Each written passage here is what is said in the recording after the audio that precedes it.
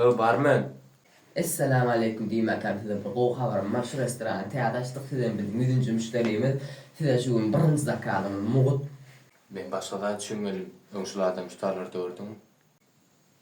Ay bile. Näme boldy?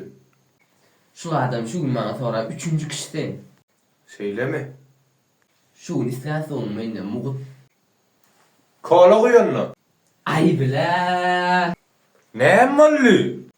Şu gün bizde kola sonra 20. kişiden. Indi näme gazandym? Yok kola oturdu başkası zakalar. Su pusläme oňşul adam gördüňmi diýär. Ben şu gözleyen ol adamı. Şu soragy beren 20 jagsan sen. Ben näme kazandım?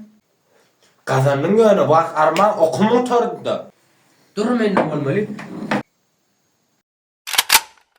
Dur. Ay bile. Näme oldu? Kellesine noktaýyp ölmeýän ikinji kişi sen. Birinci kime beter bilesim geldi. İbrahim Tatlıses.